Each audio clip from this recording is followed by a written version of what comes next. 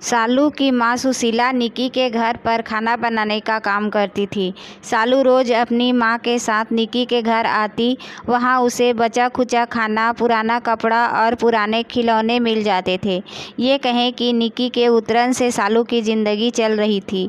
निकी के पापा सालू को भी अपनी बेटी की तरह प्यार करते थे।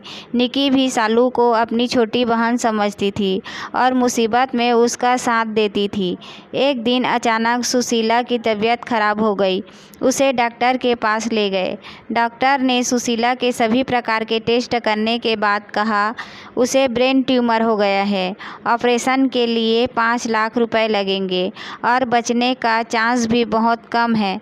सालू हिम्मत हार चुकी थी, मगर निकी के पापा ने उसकी मदद की। सुशीला का ऑपरेशन कराया और सुशीला बच गई। सालू ने निकी और उसके पापा का दिल से धन्यवाद दिया और कहा कि मेरा रोम रोम आपका कर्जदार रहेगा। मैं आजीवन आपकी नौकरी करती रहूँगी। ऐसा कहकर सालू रोने लगी। निकी उसे समझाया कि ऐसी कोई बात नहीं है, ये सब हमने तुम्हें अपनी छोटी बहन समझ कर किया है। कुछ महीनों बाद निकी की पढ़ाई पूरी हो गई तो उसके पापा ने उसके लिए लड़का देखना शुरू कर दिया। उन्हें एक लड़का पसंद भी आ गया। उसका नाम अनिकेत था। अनिकेत निकी को देखने आया। उसने भी निकी को पसंद कर लिया, मगर निकी ने कहा कि वो किसी और से प्यार करती है। इसलिए उसके पापा ने सालू की शादी अनिकेत से करवा दी। निकी को प्यार में धोखा मिला और वो अकेली रह गई। एक दिन निकी रोड पर कुछ सोचते हुए जा रही थी।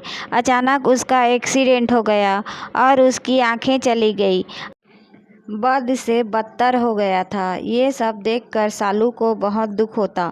वो सोचती कि काश मैं निकी के एहसानों का बदला चुका पाती। इसी तरह 1 साल गुजर गया। सालू माँ बनने वाली थी। उसकी डिलीवरी का टाइम आया तो डॉक्टर के पास ले गए। डॉक्टर ने कहा कि सालू और बच्चे दोनों में किसी एक की ही जान बच पाएगी। सालू को ये सब सुनकर बहुत दुख हुआ, मगर उसने अनिकेत से विनती की कि वो बच्चे को बचा ले।